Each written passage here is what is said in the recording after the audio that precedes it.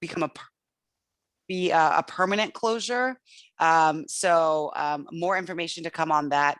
I think, if I'm not mistaken, I think the comment period is from like July 7th through August 13th, and they have a meeting coming up, I believe, in August. I maybe, Claudette, you might have more information about that, but I'll drop the information in the chat for those who are interested. I know I've been using Beach Drive a lot to get my exercise in. I know I've seen Commissioner Cristil out there as well. So if anyone is interested in that, please attend the meeting and comment. Thanks, Commissioner Wall, on that. And I have one small announcement. I know that there's been, those of you who've seen the Hearst Park and Pool construction, they're behind schedule, but they're making progress. And I know, and in fact, that may be some conversation we have a little bit later on. And then secondly, this came up last month. We have a vacancy. Matt Beekner moved out of the area, so he's no longer the ANC 3F07 commissioner, but we have a candidate and a very good one, James Tanderick. My understanding is running. He's currently our schools and universities chair. So we wish James well, and if all goes according to his plan, he will be joining us relatively soon. So that's exciting. Other than that, I have nothing else to report. So thanks. So on the regular agenda, we've got, again, three items, and those of you that have been with us for a little bit know that it's springtime, and springtime means blooming and blossoming, and it also means budgets. And so we're gonna, before we talk about the two resolutions, representing the mayor tonight is Director Donaldson, who's here last year, and she's the director of the Housing Community Development Department, and she's a veteran with the city. She's done lots of great work, and as we chatted before, she's very, very busy, but we're glad to have her tonight. So she's going to be making a short presentation.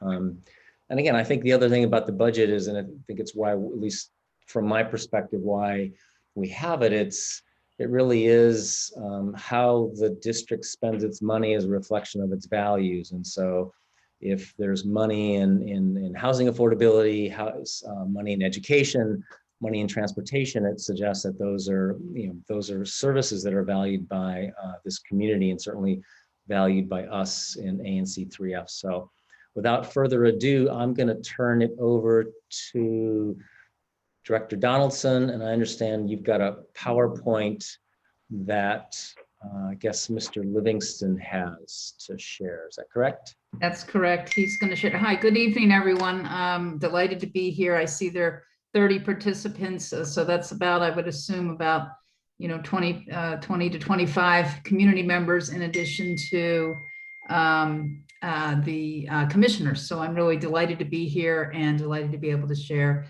information on the mayor's budget and all. I'm going to provide first a general overview of how, and it's how the mayor introduced the budget, quite frankly, to the council. And then I will go a little deeper on housing, and I can talk about some of the Ward 3 specific investments in education and transportation. And we have the full deck that we can share and put into the chat so that folks can download all of the details, but for the sake of time, I'm not going to be able to walk through all the details, but I will be able to share and be happy to answer questions, or certainly note the questions and work on getting follow-up answers to you. So I hope that's okay. So Richard, if you want to go ahead and post the PowerPoint, that would be, upload it so that we can walk through it. That would be really terrific. It appears I need permission to share my screen. Yeah, and how does that, somebody tell me how that works, since I'm sharing this. I can try this the direct way, or I have this PowerPoint myself. David, just go down to bottom of your screen where it says share screen. I think I just changed the setting. So Richard, can you try it one more time to see if it worked? Yep. There he goes. All right. All right, great. All right, great. Thank you.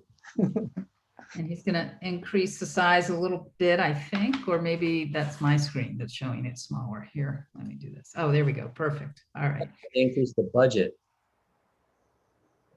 Sorry, I'm sorry. what increased the budget? Right. Okay.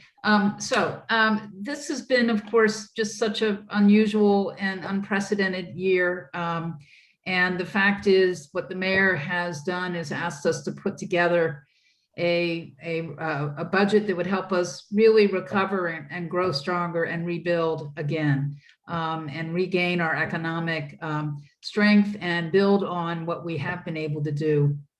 And knowing that we've all had to make sacrifices, and we all know that we had to last year reduce spending, lower expectations, tap our reserves, and really use every dollar of federal aid, which until December, we really weren't sure what we were going to get in above and beyond what we got in April with the CARES Act.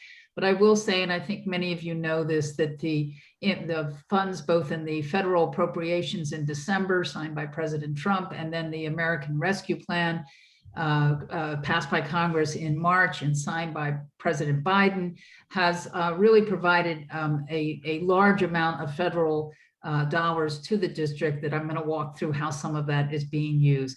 But most important, Mayor Bowser wants you to know that this budget proposal includes also supplemental funds for FY21, the current budget year, as well as the new budget for FY22 that starts on October 1st. We are maximizing the federal investments and then really looking at how we can grow equitably and recover equitably across all 8 wards. So next slide, please. So here's some of what we invested in COVID response, just to refresh your memories on this and to understand that there has really been a massive effort. I personally know more about the rental assistance efforts, where we've had actually almost 75 million already provided, and we have another 352 million of federal dollars to help with rent assistance. But we've also been doing meal distribution. Obviously, DC Health has led us in the testing and vaccines, free testing and vaccines. We've done the contact tracing. We did do some local stimulus payments of support to residents, as well as a significant amount of small business grants, 155 million. We've distributed over $2 billion in unemployment benefits, federal and local. And we did manage to connect 11,000 students to free internet in order to improve access to remote learning. Those are just some of the things that we have done in the past 18 months. Next slide, please. And we do know that there has been financial impact, but we started in a very strong position. We had balanced our budget, as you can see here, for 25 years in a row. We have a AAA bond rating. We have a fully funded pension and healthcare for our retirees in the district government, strong reserves, and very strong real estate market. And we were able to target with the agencies, my agency as well. We had some reductions in areas where we could afford that, and we recalibrated based on where the reserves were and where we knew federal funds were coming. And this is particularly true with the Department of Housing and Community Development, but really it's across all agencies at this time. We have been able to, as a result, in 21 and 22, not have as many cuts in public services as we anticipated, and to be able to continue to pay back our reserves so that we continue our strong financial foundation, and also invest in the high priority needs that we know are still very much present in a post-pandemic Washington, D.C. Next slide, please. So this is what the points that the mayor stressed. These are her top priorities. These are the pillars of, as she calls them, growth and recovery. And number one is we have to help those who have been most impacted by COVID-19. You can see second, we must build and preserve more affordable housing for our residents. We must reduce gun violence, help students accelerate their learning and get back in the classroom, continue to reduce health inequities, and build back a stronger and more inclusive economy. This is why the mayor again has called this budget her fair shot budget, to give everyone a fair shot at economic prosperity here in the district. Next slide, please. So how is the federal money being used? You can see bottom line in the lower right-hand corner, we have about $2.5 billion of federal relief dollars. And this is how that they're being distributed and used over the course, not just of the supplemental budget in FY21 and 22, but some of the funds are being implemented in FY23 and 24 in the financial plan. That's what's enabled us to have a balanced budget that the mayor is required to present to the council, because we're using these federal funds over the course of the financial plan in the areas of housing and economic recovery, health, education in terms of learning acceleration, gun violence prevention, continued COVID-19 response. Obviously, we need to make sure that we're spending the funds efficiently and being held accountable for them, so the oversight, and then also looking at rebuilding our alternative 911 response system as well. Other items include infrastructure and some of the other allowable costs, and there's still some treasury funds that we are awaiting some further guidance on in terms of being able to, how we will be able to use them and keep within the guidelines. So so some will be sharing further information in the future. Next slide, please. So what are we investing in housing? You saw the amounts from the I'm sorry, go back to the previous slide just for a second, Richard, if you could. The total amount going into affordable housing is $505 million over the course of the financial plan. And if you go to the slide, I'll explain how some of that is being distributed. And that does, and that's just the new funding going into the budget. Existing federal programs of COVID assistance are not necessarily in the budget, but they also were very present. So first is the contribution that Mayor Bowser is making to the Housing Production Trust Fund, $400 million. That's quadrupling the annual amount that she committed to of $100 million.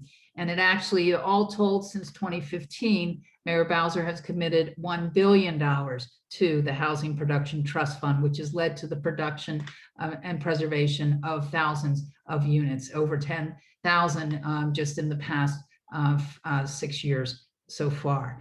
But interesting this year, and I think really important to show the intentionality of who it is we want the trust fund dollars to help.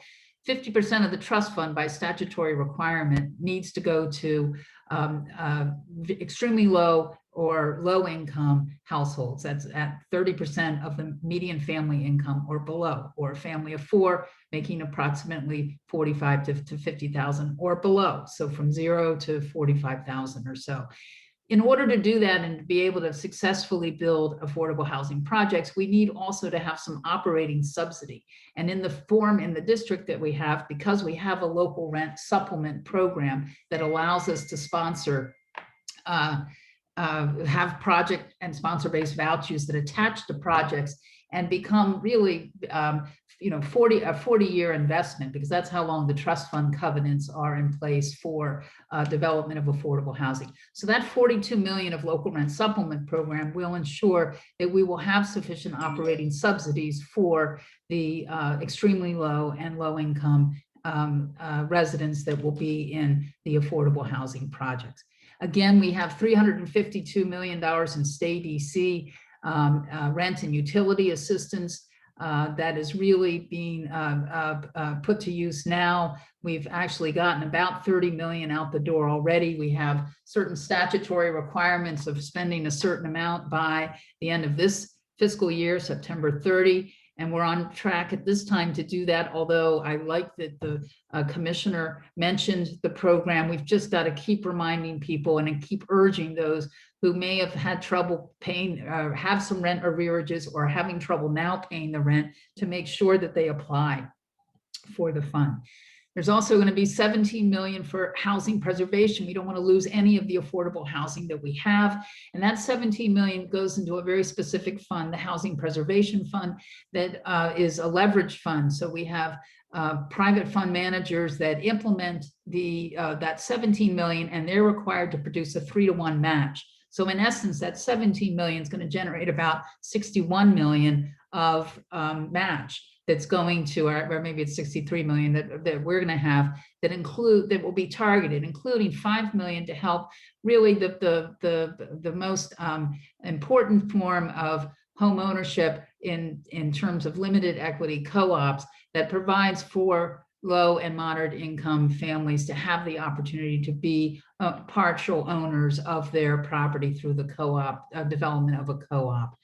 We're going to have 67 million to purchase buildings for permanent supportive housing or deeply affordable housing. There are some distressed properties that are available right now, and we need the resources to be able to turn quickly, get into the market and purchase those buildings for development so that we can ensure that we are taking advantage of some of the both smaller apartment buildings and motels and hotels where we can convert them very easily to housing for homeless individuals and families and for very low income families, as well as look for some investment in shelter for additional shelter for victims of domestic violence. There's 113 million to rehab and develop replacement public housing in some designated projects such as Park Morton, such as Berry Farm, as well as helping with a current public housing project that really needs renovation, and that's at Claridge House. The Housing Authority also has funds carrying over for rehabbing of their existing public housing, and we'll have access to those resources as well. But these are for some of the new community projects, the 67 million as well, and that's what we'll go into. I'm sorry, the 113 million. We're going to have, we do, as many of you know, have a home purchase assistance program for first-time home buyers, where we help with down payment assistance and with closing costs. We also have a program for district government employees to be able to become first-time home buyers. We want as many of our employees to live in the city as possible. And so we have 24 million set aside for that, as well as having 5 million for some additional acquisition funds, but targeted at the building blocks program, which is really focused on in trying to reduce violence in neighborhoods that have been most affected by it, and particularly looking at some of the vacant and blighted properties there that can really be magnets for violence and crime, and looking to transform them back into community assets. There also will be 1.2 million for emergency shelter for LGBTQ residents, especially those who are victims of domestic violence or who need shelter, especially for transgender residents as well. On the homelessness front, these are the new investments in Homeward DC 2.0, which is our plan for addressing and ending homelessness in the district to make it rare, brief, and non-reoccurring. There'll be 758 new permanent supportive housing units for singles and 347 for families. So that's over 1,000 new units of permanent supportive housing. We will expand Project Reconnect, which is one way that we do preventing adults from entering the emergency shelter system. And then we're also going to be renovating some of our existing permanent and temporary housing and shelter services, some which have been long needed, and there's money in this budget for that. Next slide, please. Well, again, we are going to walk through and can walk through some of the education and transportation investments, particularly in Ward 3. I think many of you know that the mayor did increase the per student formula, so there will be additional funds that will be going in. But then here are some of the specific investments in Ward 3 that I just wanted to walk through for you. Actually, I think that's 785,000 for 3 planning initiatives around Friendship Heights, Tenleytown, and Woodley Park, Cleveland Park. These are really the planning initiatives that enable there to be community engagement, community involvement, and really this is where the Office of Planning excels in really bringing people together. I know that that there is one already occurring in Chevy Chase that some of you may have been involved with, but these will, I think, be really super helpful in seeing how we can make investments in housing in those areas of the of the ward and provide that as a way to create a more equal or equitable distribution of our affordable housing across the district. Here are some of the investments in schools and in the community. There's going to be the Georgetown Day facility is going to receive some new amenities that will become the MacArthur Boulevard School.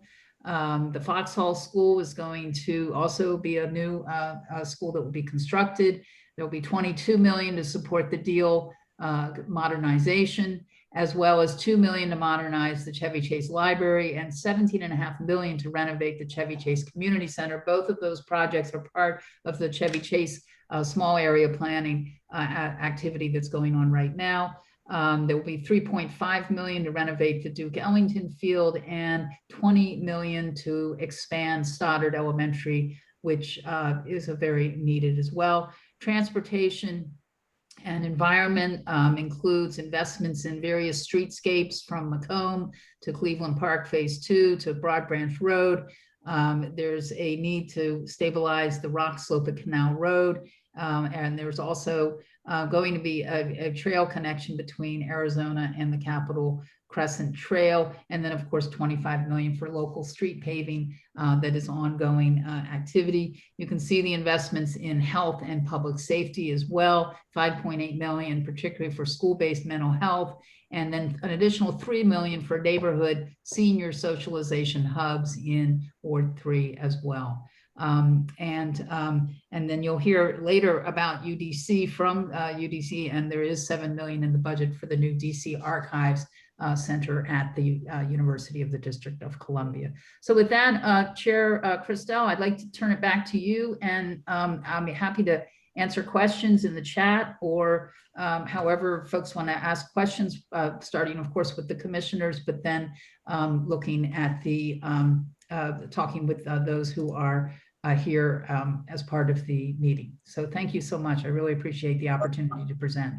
Thanks, Director Donaldson. It's always great to hear from you, and love that you're leading with housing. So why don't we take any questions from commissioners, and then we'll take some questions. We'll take questions if there's any from the audience. And as Director Donaldson said, you can always put questions in the chat, and we'll be monitoring that as well. So I do see one question in the chat, and it's whether the budget is being used for ANC 3F specifically.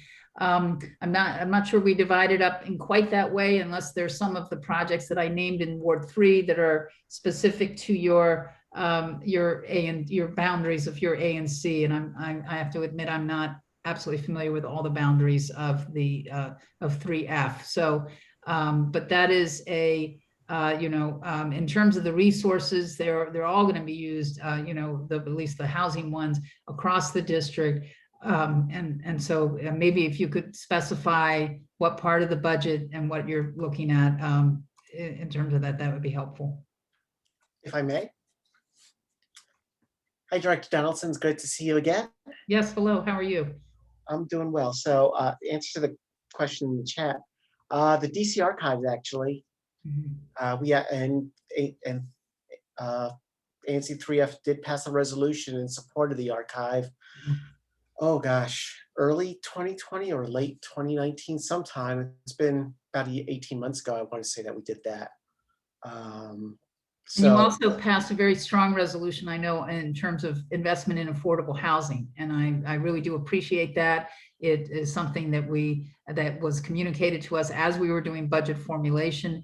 As you can see, the mayor did decide to go big, really big. And I think in part because I know she knows there's support for that across in the council, across the district, and from not just those of us who have been doing this professionally for a number of years, but I think at the neighborhood and the grassroots level as well.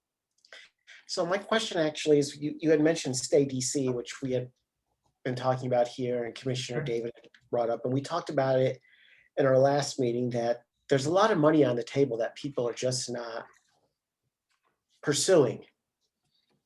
And it seems, at least in our area, in Ward 3, at least in our area specifically, that there was talk of trying to hold some sort of town hall or public event to get people, make people aware of this and try to bring awareness.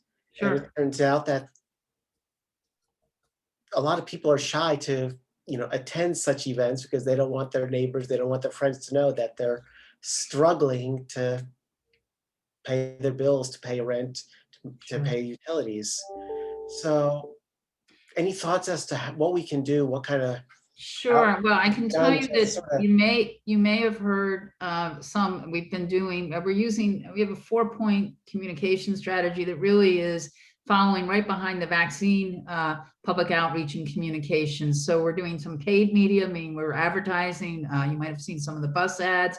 You might have seen some of the ads and on NPR and on some local television as well as in some of the community-based publications and newspapers in that way. We have been sending materials and information, to all of the ANCs, really looking for that kind of help in getting out word in that way, and on listservs. I've seen notices on Nextdoor.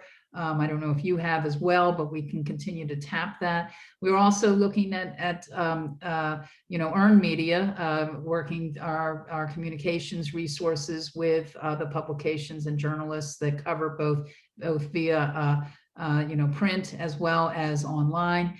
And we also obviously are extensively doing social media and really using all the tools that we have in terms of social media to do that. And then finally,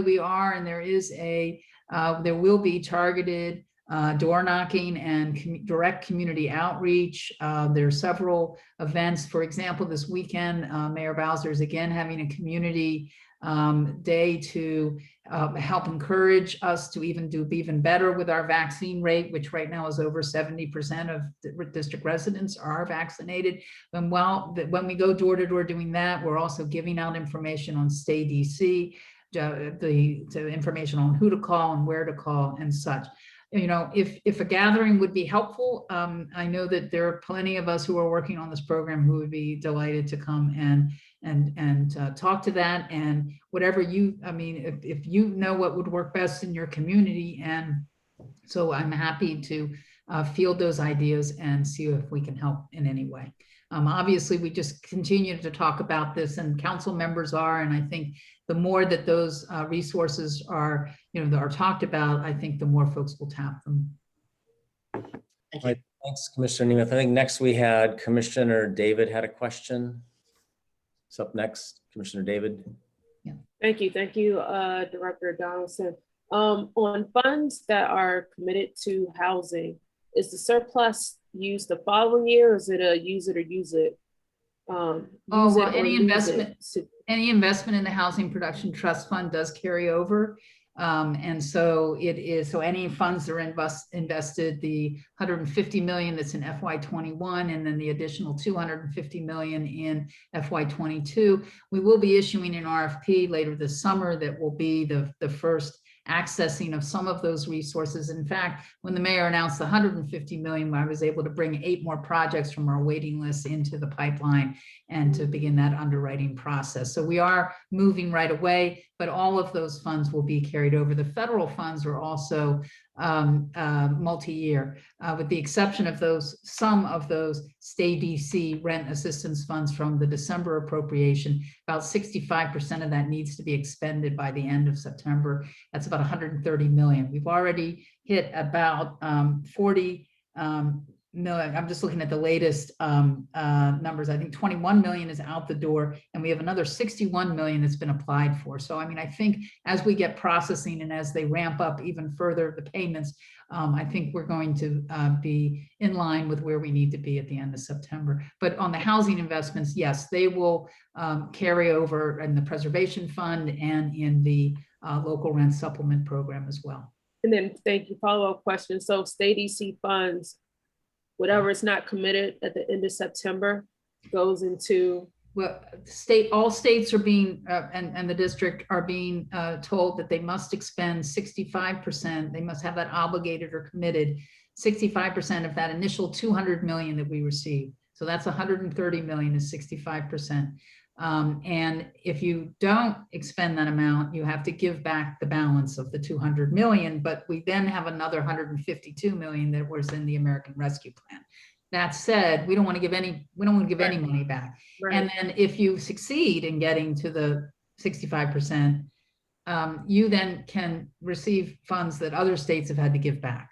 So there's a real incentive for getting this right and doing it right and getting out the dollars. And so the more that all of us can be talking about this with neighbors, with friends, with family, just to get the word out, and to be and just to be absolutely clear, we rolled this out. We were, designing the program as we were rolling it out in order not to wait and have everything have to come in the middle of the summer. And so there were a few technical issues at the beginning, but they've really all, for the most part, been absolutely ironed out. We're reaching out to housing providers as well. Landlords can apply on behalf of their tenants, but the tenants have to sign. They have to participate in this in order for those funds to flow. Now, if a tenant applies and the housing provider or the landlord does not cooperate, the funds can go directly to the tenant. We want to make sure people know that, because it's really aimed, the Congress, when they passed this, wanted it directed at tenants being able to stay stably housed and to be able to take care of their rent arrearages as they in that way. Here's the contact information for Stay DC put into the chat again. Please share that, copy that, and share that as much as you can. I think it's really terrific. If you need more information or materials for the ANC website, for example, we'd be happy to share those links with you. Thank you. And one last question, one last follow-up question. Is there any assistance for folks who need help with mortgage payments? I'm so glad you asked that, because I have so much to talk about in such a limited time. But yes, there is, as part of the American Rescue Plan, the Homeownership Assistance Fund, and we have about 50 million coming to the district that is especially targeted to homeowners for mortgage arrears, for utility payments, internet, for all the things, condo fees, things that if you've been unable to pay those because of COVID related economic distress, these funds will help you with that. But there's also an even more interesting part, and I think it really gets to building more equity into our home ownership in the district, particularly for traditionally underserved or under acknowledged, as homeowners, and that's African American and Latino homeowners, where the fact is there has not been the same level. The ratio of ownership to rental is not the same, and we want to ensure that those that are homeowners can participate in the mortgage reduction program, where actually and in refinancing, where there's financial assistance to help pay down your mortgage and also to help fund the costs of refinancing. And both of those will be launched a little later this summer, but I think are really going to be helpful. Any of the HPAP or the Home Purchase Assistance Program loans that are repaid, we will get right back out there. So it's going to lead to more funds available for home ownership also, because we recycle those funds directly when we get the repayments. So it'll be one way to use the federal dollars to help supplement and rebuild some of our local dollars for home ownership. I hope that answers your question. Yeah, so there's no information out now because of correct, because we just received this past week the initial amount from Treasury. They're giving 10% of the overall funds. That's 5 million. So we're starting up activities with that, but then we have to submit a more formal plan after public comment to Treasury. And so we can pilot some activities now, and we'll really gear up more. Those funds are available through, I believe, 2025. Richard will correct me if I'm wrong. So it is a longer term investment that the federal government is making. But these are dollars that we've never had before, this 50 million, to really be able to keep those who have been able to buy homes, keep them in their homes, and keep them solvent in terms and building equity in their homes. Thank you so much. Thanks, Dr. Donaldson. Next, we have Commissioner Appa has a question. Yes, I was just curious about in our area, we've received a lot of questions about additional support services for those who are either voucher holders or who, may need additional like mental health services in the area, or who are transitioning to like permanent housing, who Mhm. may need additional wraparound services. So I'm curious if the mayor has included anything in our budget to speak to that. Sure. That's part of when I mentioned previously on the slide, the investment in permanent supportive housing units, that also includes investment in the services. So that those dollars will include providing more and ensuring that the providers are reaching those who are in units in part of the scattered site, if you will, permanent supportive housing programs. I don't know if you know my background, but prior to becoming director at DHCD, I ran a affordable housing and a homeless housing organization that did some of the early scattered site permanent supportive housing, where caseworkers go into the homes and all. Now, obviously, the pandemic did hurt on some of that because everything had to be virtual, not viral, virtual. But it is also the fact is that now with the successful vaccination rate and such, there will be an opening up that I think will lead to even more intense services where they're needed. There's a keen awareness of that need, and that it isn't a matter of simply saying, here's a voucher, see you later. It can't be that. And everybody, those of us who've worked in housing and homeless housing know that the combination of housing and services support are really just absolutely essential to maintain that stability, regardless of whether there's a mental health or other form of health issues. Absolutely. I appreciate that. Thank you very much. Thanks, Director Donaldson. I think I have a question from Commissioner Wall for the director. Thanks, Commissioner Castillo, and thanks, Director Donaldson, for coming here tonight. My question is shifting away from housing to safety, and particularly Vision Zero, and increasing the level of safety for bicyclists, pedestrians, and everyone who uses our roads across the city. I did notice in my read of the budget, there's a lot of mention of new projects, to invest in new infrastructure that seeks to create protected bike lanes and such, but I didn't really see a whole lot about enforcement. Can you talk more about how the city will invest more in enforcing the existing laws that we have today as relates to speed, stop signs, and the such that actually create dangerous conditions? Well, I think, and we know that there was some suspension of some of the enforcement over the course of the pandemic, but my understanding, and I know this from personal experience, the cameras are on, folks, and the enforcement of parking and other regulations, rush hour regulations and such, which were making it a little more challenging, especially, I'm thinking of some of the main corridors where, there was parking during rush hour. And so that inside lane wasn't, it created a greater hazard, I think. And I know, but so those regulations are now being, as of June 1st, absolutely enforced. And that should help, I think, enforcement in other areas of traffic issues. There are more stop sign cameras. There are more red light cameras. They're back in full force. And so I can, I think that that's part of very much what DDOT's see as part of their responsibility and part of what they're doing to strive towards Vision Zero. Thank you. I'll pause if there's any, I don't know, Director Donaldson, if you've got a few more minutes to hang. Okay, great. So why don't we see if there's any questions from the audience? You can either raise your hand in the chat and we'll be watching. So if anybody has questions for Director Donaldson on the mayor's proposed budget, this is the time to speak up, please.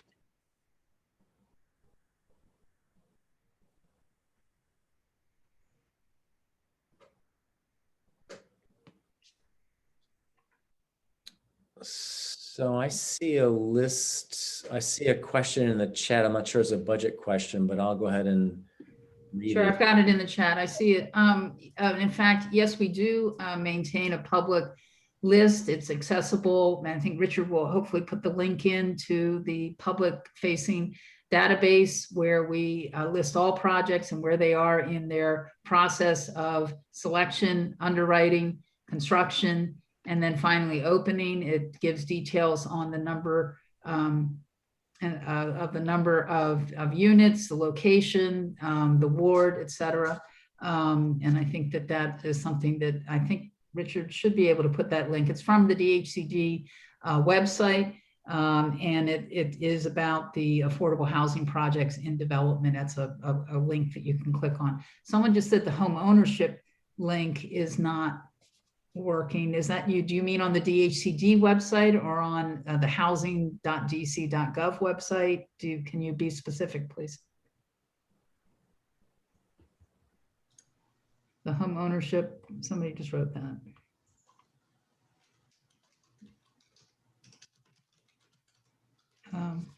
Anyhow, that would be helpful to know that if you could share that information. Okay.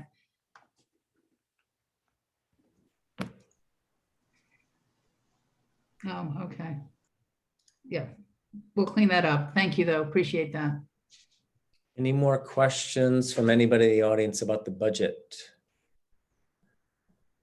If I don't hear anybody, I guess the question I have, Dr. Gonzalez, is a little bit tangential to the budget, but it's kind of related to the question Mr. Tanderick asked about funds spent in Ward 3 and specifically in ANC 3F. And I guess the question to you would be, I mean, what would you recommend for us to try and get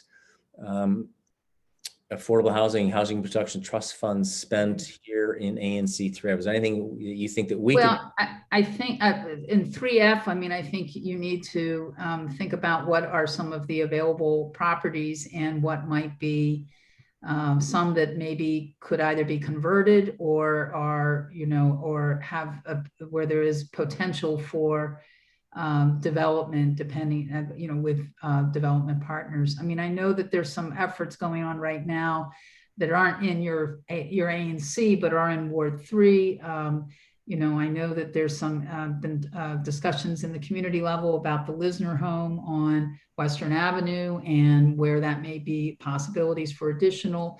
I know that part of the small area plan is thinking about potentials in Chevy Chase with the library and the rec center, and then where maybe housing could be part of those projects as well in that way. I know that there's a lot of talk in the community about the Lord and Taylor property and the WMATA, the Lord and Taylor parking lot, as well as the WMATA parking area too, and whether there are some opportunities there. Further south is the certainly has been a conversation about the Marriott Boardman that's been in bankruptcy. There's some that are saying, oh, the city should just buy it. My thought on that is that I think we need to work with whatever private developer does to look at how we could invest in some units as a portion of it to be dedicated to affordability over and above what they would have to do as a matter of right, such as inclusionary zoning and such. But that's where, I think it would be, to me, this needs to be thought of as investment across the city, across the ward, and not just concentrated in one area particular, one property alone. And the size and the cost of that would be, I think, a lot. But I think it is something where we want to stay in conversation with this. I do believe it's also in litigation, so it's going to be it's not going to be a quick process from what I understand. So that's my understanding of that. But there are opportunities, and I think you need to keep expressing it. I think that you need to work with your council member, I think particularly, and perhaps with other ANCs to really try to galvanize. And I don't think it hurts to reach out to, and one of the initiatives that we're doing in the housing area is to increase our program that offers technical assistance and pre-development funding to faith-based institutions that want to perhaps leverage part of their land for perhaps additional revenue, but also to achieve mission, and mission in this case being affordable housing. Looking at really trying to partner up and be supportive of those efforts. I think that's where the leadership of 3F can really make a difference. I appreciate that feedback, Commissioner Donaldson. So if there's no I was a commissioner, now I'm just a director, don't worry.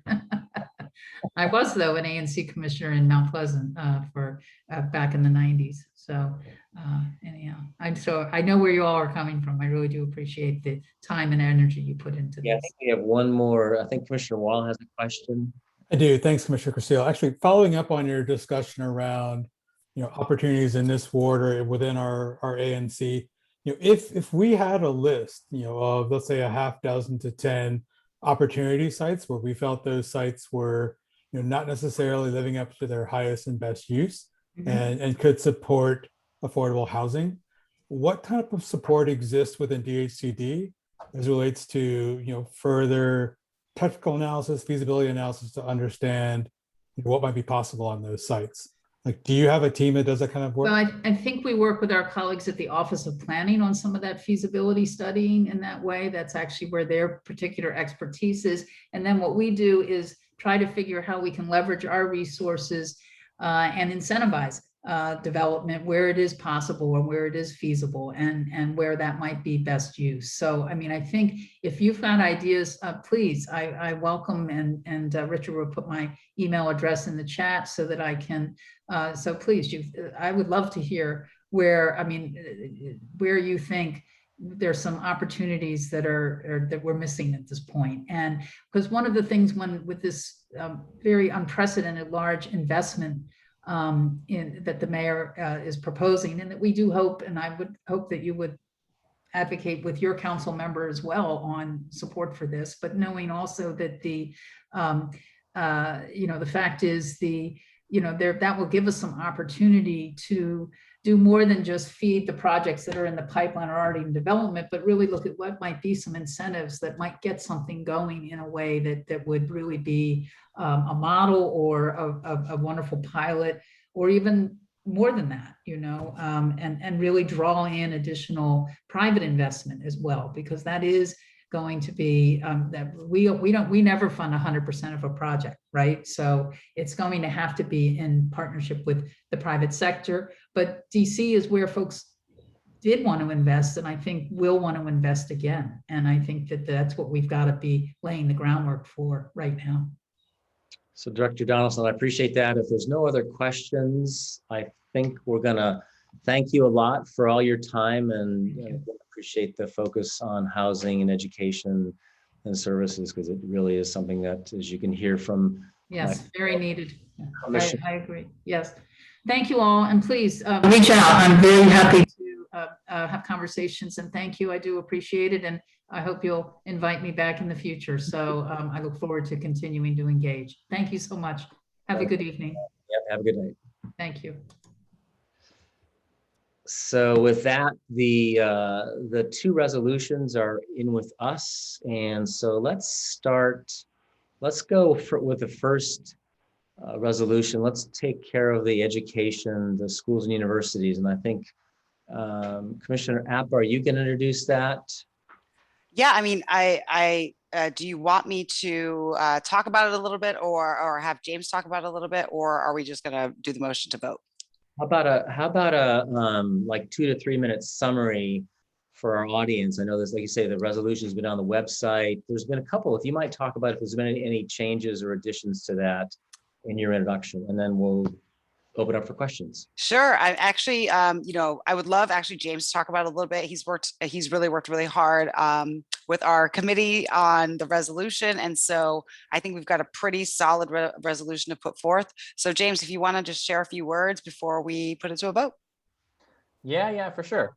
So I introduced the resolution last month. And so would it be cool if I share my screen, Commissioner Castillo? Would that be cool? Go for it. Cool. Okay. Just share my screen really quickly because I just want to be able to show just like any sort of updates and everything. There really hasn't been much, so we still have we actually have 7 action items now. So we had 6 last time. We included one at a request of the Street to Sidewalks Committee about adding funding for the installation of missing sidewalks in 3F in order to reach the overall goals of Vision Zero. We have added some sort of dollar amounts, and so this is based on research that me and Commissioner Appa have researched ahead of the time. But really, that's it. There's still the same sort of action items. So maintaining increasing funding levels for teachers and for students. We appreciate how there's going to be a 5.8 million investment into a behavioral health clinician for each DCPS school, which is really incredible. But we also ask for more funding for nurse and social workers because we understand that that's different from a behavioral health clinician. Also in terms of increasing money for the out of school time program, so before and after care. Number 4, about sort of the for outdoor learning, as well as sort of modernizing DCPS facilities. We support the bill, the Internet Equity Amendment Act of the 2021 with the DC Council. And then the last couple is with terms of 3F itself. So we support the funding implementation for the DDOT Connected Avenue Study Concept C, as well as the installation of missing sidewalks with an ANC 3F. So these are the sort of action items in which we have right there, but really not much has changed since the past month when we introduced it to you all. Great. Thank you, James. Are there any other questions from the commissioners about the resolution? No? Okay. But let's see if anybody in the community has any questions before we. I think we're ready to call the question. Okay, do we have a motion to support the resolution? So moved. Second? Second. All right, we have a motion and a second. Call the question. All those in favor say aye. Aye. Any opposed? Not hearing any, so no abstentions. So the motion carries 5-0. Thank you. Everybody worked on this, especially Mr. Tanderick and Commissioner. You really put a lot of work into this. So thanks a lot. Oh, and also assist from Streets and Sidewalks. And I think Commissioner Wall had a little bit of a hand in this too. So thanks for all the help on this. Thank you. So next up is the housing and housing programs budget resolution. And so that also, there was actually one little tweak to that, and it was a deletion of a program. And so I'll go ahead and share the screen, just kind of go through this really quickly. And so you can see what the sort of piggybacking on what Director Donaldson talked about. Essentially, number one is the 2-year investment in the Housing Production Trust Fund, which is the main engine that provides affordable housing in the district. Secondly, it's $20 million in the current fiscal year and 15 for the next year for the Emergency Rental Assistance Program. Third, and this is something which is kind of in combination with the Housing Production Trust Fund, but it's 2 years of the local rent supplement program. So 16 million in FY21. And then I think I got to move all the people, 16 million for FY22. And again, the idea about this is money that's done in tandem with Housing Production Trust Fund to reach people with very low incomes. Next, we are recommending, which is consistent with pretty consistent with the mayor's budget, $21 million for the Home Ownership Assistance Program. It's 21 in FY21 and 21 in FY22. There's also a tax abatement for affordable housing in high cost areas, which is from last year, is also for this year that we're saying we support. There was an interest in increasing supported services. And I think there's a very, very small item, $200,000 to look at some program explorations of that. And then finally, what was mentioned was the Wardman Hotel. And I guess I would concur with the director's opinion that it's probably worthwhile to wait and see what comes out of that process and then have the city resources participate in that project with funds that'll create affordability. So that's the resolution in a nutshell. I'll entertain a motion to approve. Motion to approve. We have a second. Second. So, motions from Commissioner Appa, second by Commissioner David. All those in favor, say aye. Aye. Aye. Opposed, I think it's 0. Abstain is 0. So that motion carries 5-0. So thanks for all the help on that. I think as Director Donaldson said, I think it is important for Councilmember Che and the City Council and the community to know, that part of these resolutions really reflect the values of this ANC. So thanks for all the support on this, and we'll follow the budget process and see where it goes. So next on our agenda is the UDC campus plan resolution.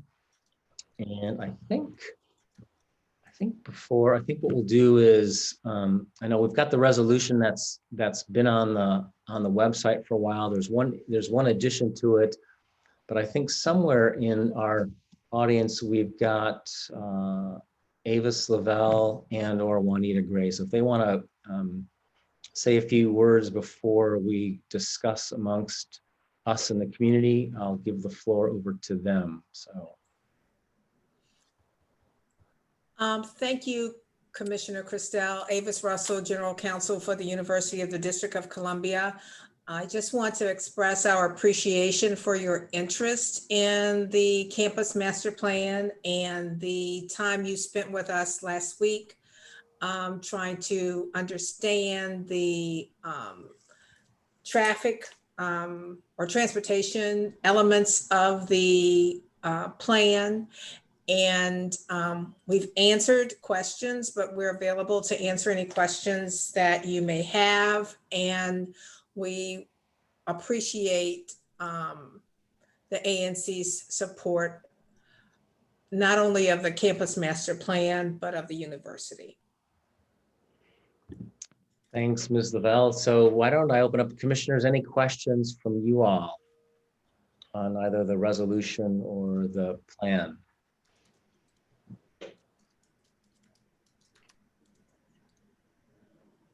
I don't see any questions. Okay, so I'll open up. Anybody from the floor want to ask a question before we bring this to a question? Call the question. It's even quiet outside. Okay, I guess that's so we have the motion ahead of us in front of us. I think, Ms. Lavelle, I think you saw the phrase I added, which essentially was asking to carry over the zoning commission's conditions over and into the next, whatever the next plan, and those that aren't applicable, those could be removed. So I just want to kind of flag that with my fellow commissioners before this too. Yeah, I did see the addition of the condition from the previous master plan 27. It's very, that condition has a lot of elements to it. So I think it would be beneficial before the commission hearing to clarify which portions, because you said the applicable portions of 27. And I'm not sure what portions you want to carry forward into the 2020 2030 plan. So I do think that needs to be clarified, but otherwise we're fine. Okay, I appreciate that. We can work that out. And then we've got the draft MOU, which is really, essentially, as I look back, belatedly through the history, there was a task force which essentially is doing the same thing. So we want to carry that forward because I think in the where we are, we have the zoning commission hearing next on the 21st. But as a professional planner, it's, plans are easy. The hard part is really implementing them. And I think that's something that we, with 3F, we really want to work towards where we can to help you implement that from the financial and budget perspectives, from the sustainability perspectives, from all the transportation perspectives. And again, I think, most importantly is really, seeing a vibrant campus, and that means more students. So we're excited to be working with you on that. So I guess what I'll do is I'll ask for a motion to approve the resolution. So moved. Got a motion by Commissioner Nemeth. May I have a second? Second. Second by Commissioner Appa. We have a motion and a second. All those in favor say aye. Aye. Aye. All opposed?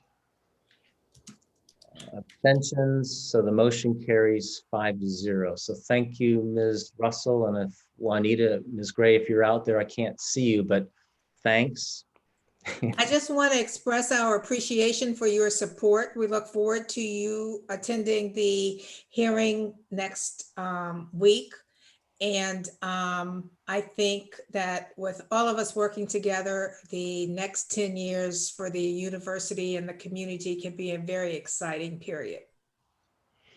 That's our hope too. So appreciate that sentiment. And so we've got, we got to roll up our sleeves a little bit more. But perhaps after this hearing, we'll take a little bit of a rest, and then we'll come back and get to work. So thank you. Thank you. Next on our agenda is, let's see, where are we here? Any information items? I don't remember seeing any, but I think we don't have any. I just want to, if I may, because we've passed all the resolutions, we are still, and I just put a thing in the chat or a comment in the chat, we are still looking for additional members to join our schools and universities committees, as well as our housing and neighborhood committee. So please share far and wide that we are looking for additional members to join those committees. It does take a lot of work to put this together, and with more support from the community, I think we can spread the wealth a little bit more. And we also really, really want community input on the resolutions that we're passing. Your support is really critical to making sure that we are getting it right. So just appreciate if folks can spread the word and let people know. Feel free to reach out to me. I'll put my email in the chat, and we'll get you to work on a committee. Thank you. Thanks, Commissioner Appa. Any committee reports? So we've got 4 committees. I think there's at least one person here from Streets and Sidewalks. So Mr. Dealing, are you? I am here. Yes. Hi. Hello, everyone. I don't have a whole lot to report. The Streets and Sidewalks Committee did meet in June, early June. We continue to, of course, monitor what's going on with the Connecticut Avenue safety study.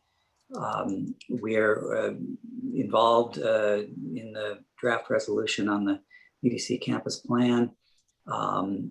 We have made some recommendations, which I'm hoping that the ANC will carry forward about installing sidewalks in certain parts of our ANC. And I think that has been maybe appended to the resolution that was passed today about schools and universities, ironically, because of course students need sidewalks. And we're just going to keep meeting this summer on working on the same issues. And as I believe has already been said, committees need more people. So if anyone wants to join our committee, please do contact a commissioner or me. Glad to have you. Okay. Thanks, Mr. Dealing. I really appreciate your work. You kind of been a workhorse this spring, so we appreciate all the work and your fellow committee members have done. So I don't know if there's anybody from schools and universities. Mr. Tanderick, would you like?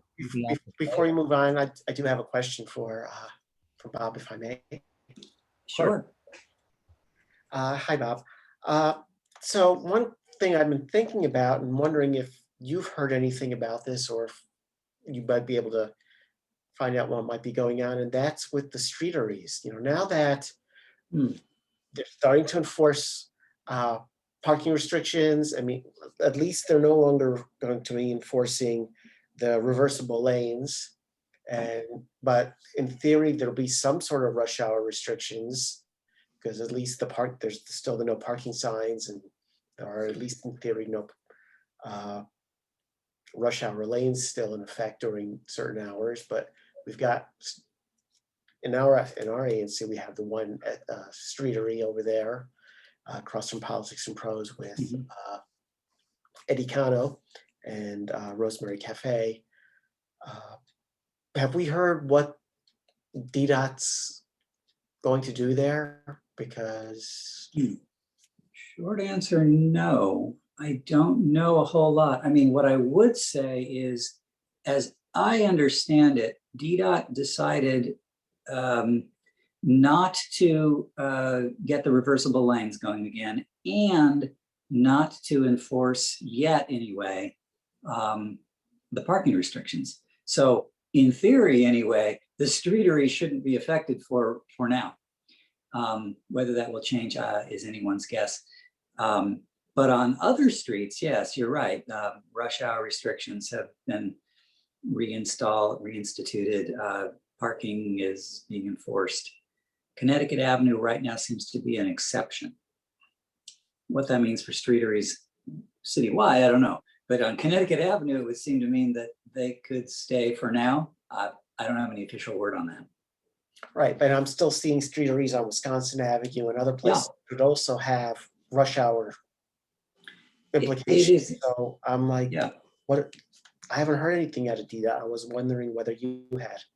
Nothing yet. You know, they did announce a couple of months ago they were stopping the experiment with the so-called Slow Streets project. Right. They never said anything, to my knowledge, about the Streeteries initiative. So we'll watch for that. Thank you for that question. Thanks. Okay. Anybody, again, back to Mr. Tanderick, anything else with schools and universities? Yeah, so obviously the main thing was passing the resolution, which is really cool.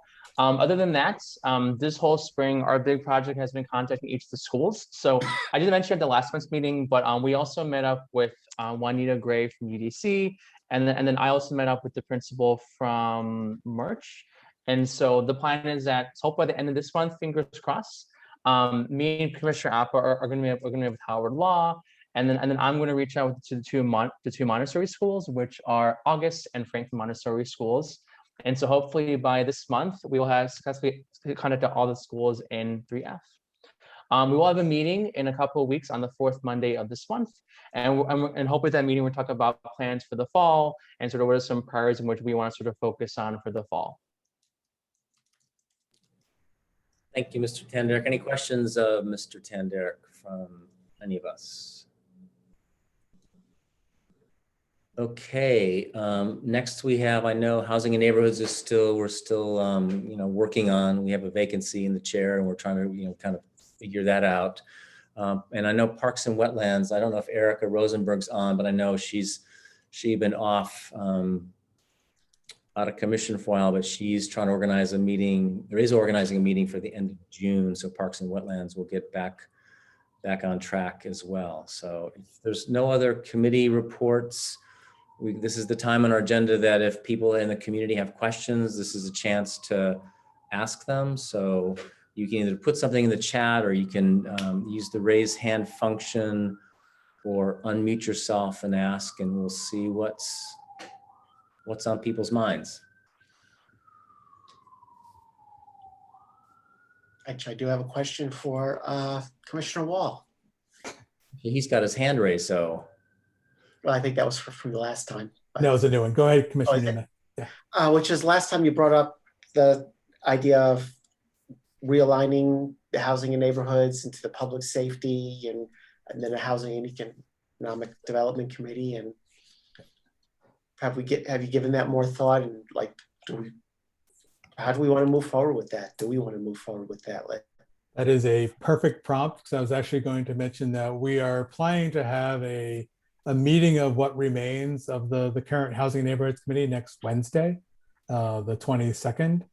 Or sorry, Tuesday the 22nd, Commissioner Castile. I can't remember what we settled on. Tuesday the 20th. If Tuesday is the 22nd, it's the 22nd. Tuesday the 22nd at 7 o'clock, to essentially talk through, what we believe, the Housing and Neighborhoods Committee should be doing, to again, Commissioner Nemeth give further thought as, can that committee actually, function in a role of, not only addressing, some of the public safety issues that have arisen in the committee over the past several months, but also get back to thinking more proactively about opportunities to create new opportunity for housing in the community, as well as, opportunities to support those that need additional services and housing across the community. So the idea is just to give the committee a chance to talk through these ideas before we move forward with any formal proposal on the kind of restructuring.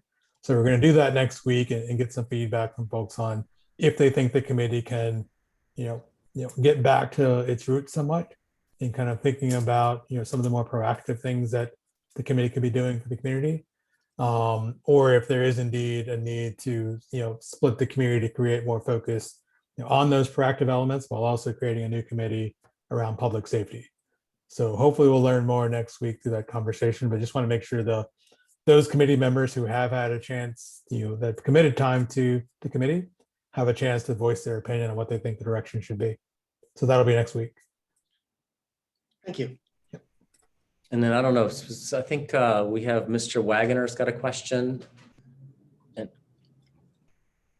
so you have the floor, Mr. Wagner. Roger, just figured out how to unmute. Thanks a lot. Hey, first of all, thanks once again. Fantastic ANC meeting. I don't know what post-pandemic is going to shake out as far as these going in person or VTC, but I do sincerely hope that the VTC capacity is maintained. I think it's fantastic, as we've seen from the participation. Commissioner Castile, great job. Also, the first time I think I've ever heard a professional planner say that the hardest part of the plan is in the execution. But I'll put that in my pocket.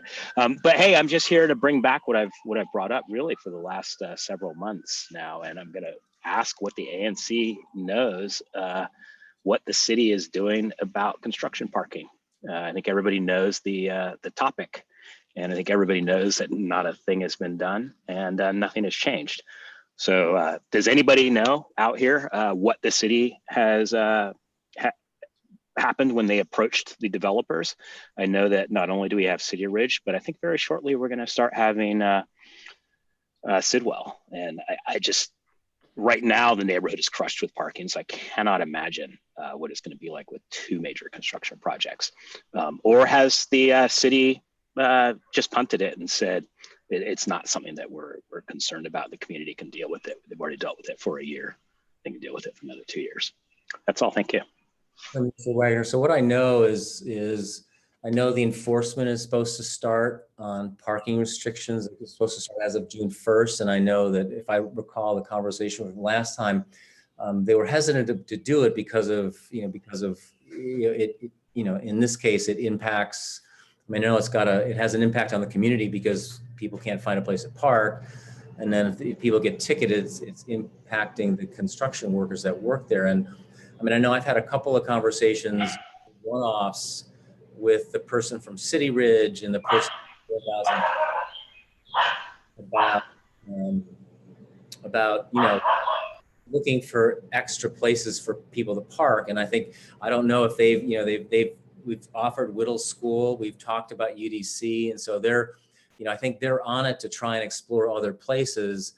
But I think your point is that you get City Ridge, you get 4,000 Wisconsin, you got the Hearst Park and Pool, and if the Sidwell construction happens, it's going to be a mess. And so and it's not just ANC 3F, but I know I've had conversations with my colleague in ANC 3C05, which is on the to the south of me. But I think Mary Chay's Councilwoman Chay's staff person was going to try to get out, but that's essentially what I know, Mr. Wagner. I know it's not satisfying because the parking situation doesn't seem to have changed. But I mean, I know that. Well, so it hasn't changed, and it's not going to change. And again, like I've said in the past, I don't think my goal is not to ticket all of the hardworking construction workers who come in from Maryland and Virginia. They can probably, feel the impact of those tickets far more than some others might.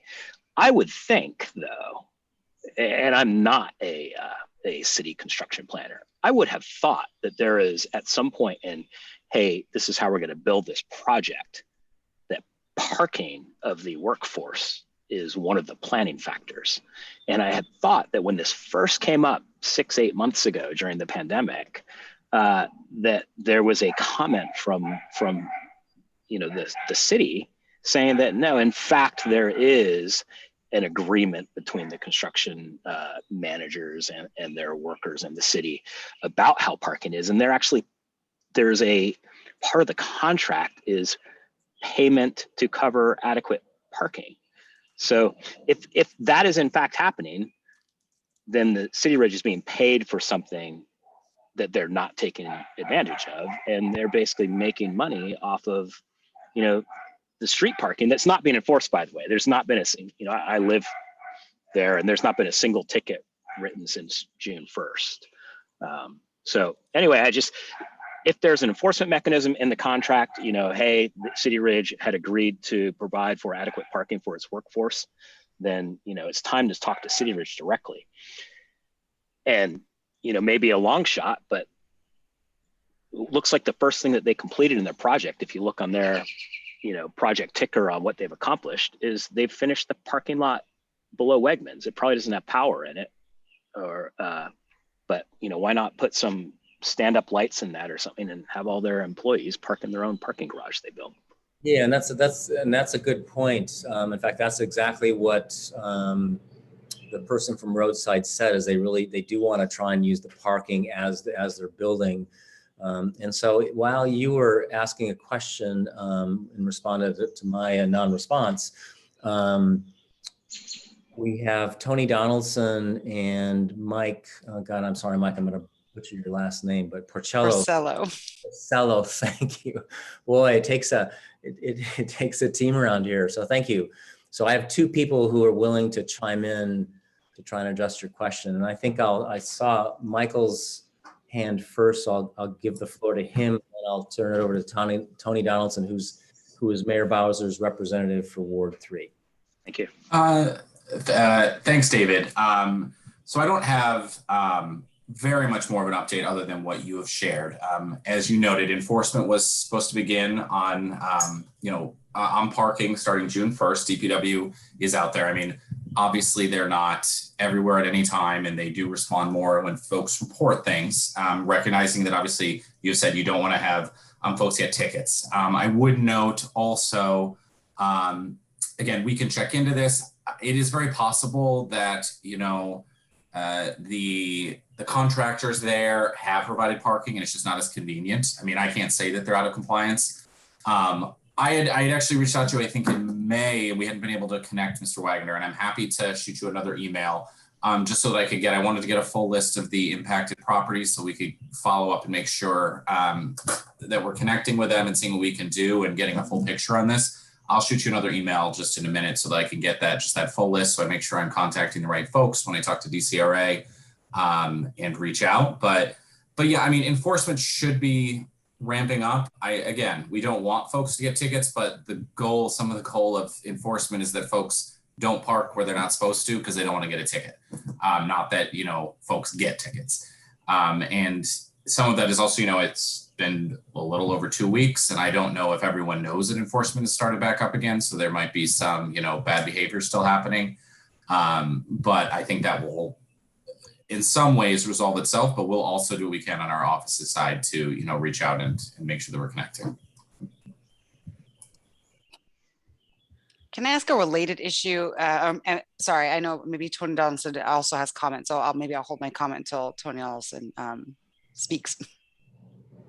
Yeah, why don't we let Mr. Donaldson take a shot and then we can take your follow-up. Yeah, definitely. Thank you for that comment. It's something that our office is definitely aware of, and we've gotten a number of calls over the last few months related to parking along that stretch of Wisconsin Avenue, and particularly around Upton Street. And so we have investigated, and to Commissioner Castille's point, we're working, we reached out to DCRA first to try to figure out what that agreement is. And I will follow up because I didn't get the specific language. However, and again, to what Mike Priscilla has mentioned, enforcement began about 2 weeks ago, and there are also additional concerns or challenges that are happening with the DMV.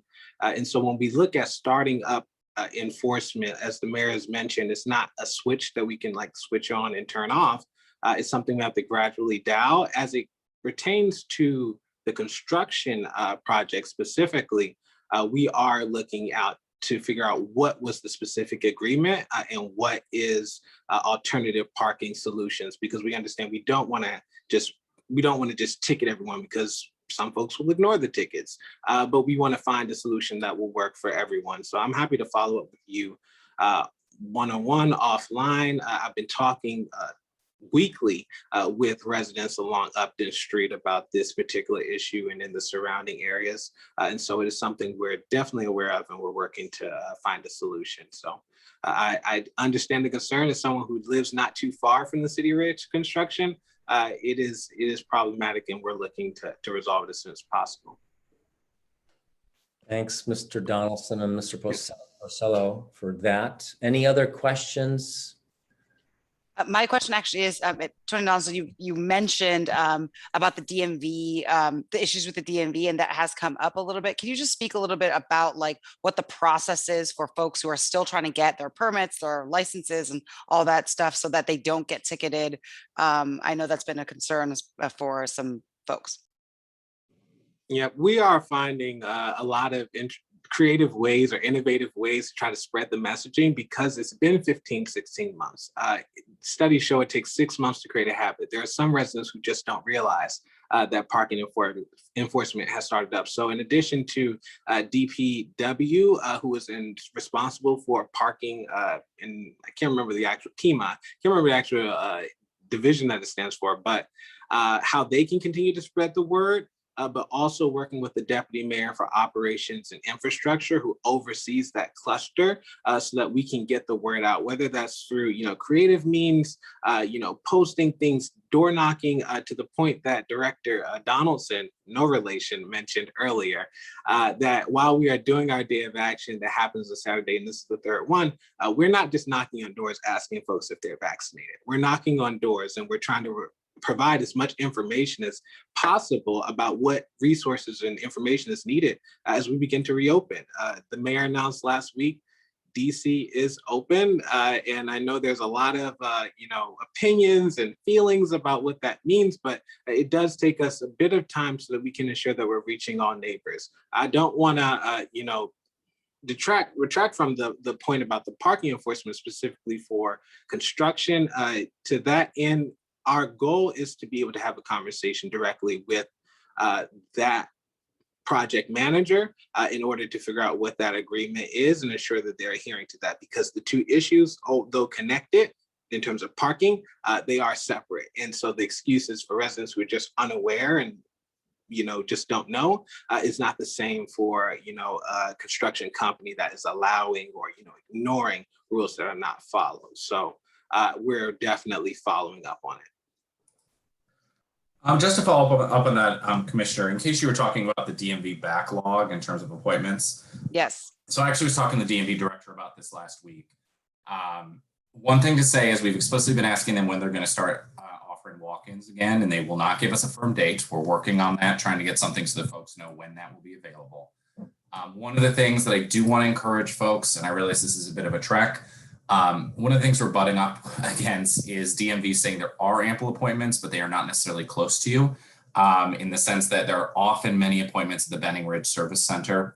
I know that's quite a trek from ANC 3F, but I do encourage folks to look there at this time when we're continuing to advocate for them to add more appointments, more staff at the closest service centers to the ward. But it's something we continue to raise. I think they are, I want to say, what word do I want to use? Given that there is some availability in other parts of the district,